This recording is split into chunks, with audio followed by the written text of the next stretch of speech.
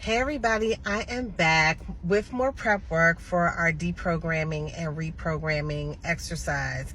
And a lot of what I'm giving you is to fortify what we do. Fortifying it, because you can just as quickly undo something that we do because you are used to the old programs, okay? So there's going to be a new way of life. There's going to be a new way of thinking, and your focus has to be renewed. You cannot continue having stinking thinking if you want to make serious changes in your life. So I pulled two cards today. So this is the second card I pulled. It says prioritize self-love and care. When do you feel most nurtured and cared for? When is that? Now, prioritize self-love and care.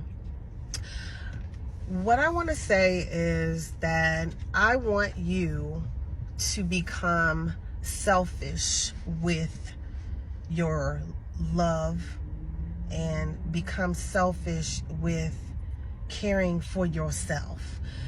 And pay attention to how you feel and pay attention to yourself. Like, let's say that you are participating in one of the deprograms and reprograms that deal with attracting love relationships, and you don't have a relationship right now. What I want you to do when you start to date is pay attention to what you're dealing with. Pay attention to your feelings.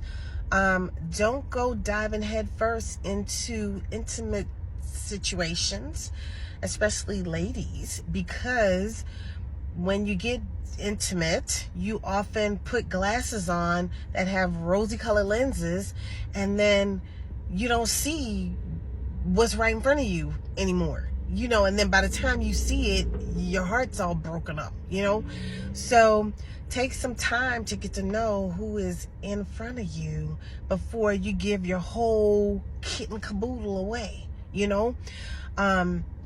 Pay attention to actions. Don't just pay attention to words. Pay attention to actions and know that they are paying attention to actions, not just words. So if you talk a bunch yin yang and then you do the opposite, then they're going to pay attention to what you're doing, not what you're saying.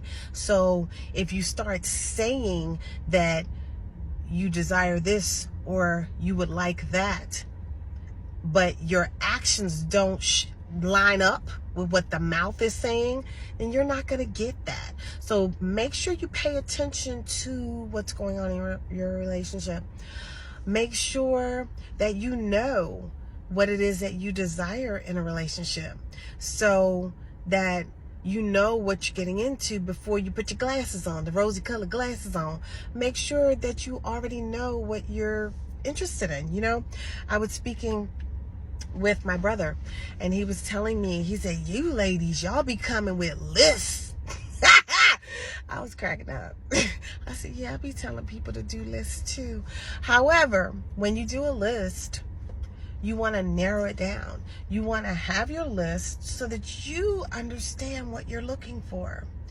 But then have your deal breakers. And your deal breakers shouldn't be more than 25. Then you can narrow that down to like 5 or 10. You know what I mean? So, but to create the large list in the beginning is a great way to know what you like and what you would like to see in your mate.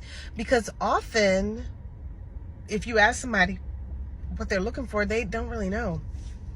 They might know the big ticket items, but they don't know the small items, So reflect. Do that list. Reflect upon things so that when your person shows up, if you have some deal breakers and they show up and they don't meet anything, then why are you there?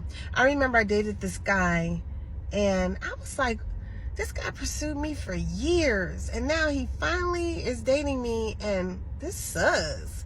Why am I not liking this? And we liked each other, but why am I not liking this relationship? And so I pulled out my list. That had to dust it off. Where that list at? Let me look at that list. I pulled out the list, and out of when I narrowed it down to 25, he wasn't much of the 25. And so then I narrowed it down. I was like, let me see what the deal breakers are. So I did some deal breakers, and he didn't have much on my list at all. And I was like, well, that's why I'm not really pleased or satisfied in this relationship, because he's not what I'm looking for. He's not what I'm interested in. And it's no shade to anybody, but if you don't know what you're looking for, if you ain't paying attention to what your list said, if you're not paying attention to what you really like, and you're only caught up in feelings and emotions and lust and all that, it's going to come a time when you figure out that you're not really pleased. And, when you look at it, you just wasted some time. You could have been dating somebody else that might have been more qualified to be a good potential for you. So I think it is a good idea to do lists and have deal breakers on your list. And don't be rigid with your list, but the list is really good for you to know who you are and what you desire. Okay? So I definitely would say that. But as you're on the process, make sure you show love to yourselves. Make sure that if you allow anybody into your space, make sure that they're adding something positive to your space. If you are adding, and I'm still talking about relationships right now, if you are in a relationship and you find that it's mostly you're giving and they're taking, if that's how you like things, then that's good. But I'm going to tell you, there's going to come a time when you're tired of that. Okay? Make sure that when you're in a relationship that you meet each other halfway. There are things make sure that you introduce them to things that you like, and they introduce you to things that they like. I remember a guy that I dated for a long time. He never did things that I liked, but I always did things that he liked. So I was always getting introduced to new things and new ideas, and and it was fun. But he wasn't interested in things that I was interested in, and honestly, he didn't even know me because he didn't allow himself to really get into my world. So he didn't know who I was. He didn't know the magical side of me. He didn't know the healer in me. And when I would talk about things to other people and he would listen in, sometimes his comments weren't very positive, and weren't supportive. And I was like, why am I with this person? This is really a mismatch. You know what I mean?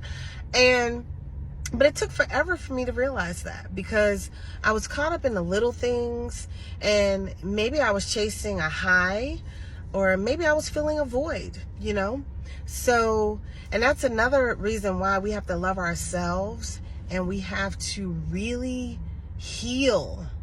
Because if you have a void, you might fill it with something that's not even great, and you think that you're satisfied, and you're really not. You're just going with the flow. You know what I mean? Filling a void. And you may not be the happiest that you could possibly be. And, I remember knowing that I am so good by myself. I'm really happy, when I am with me, with Rorree.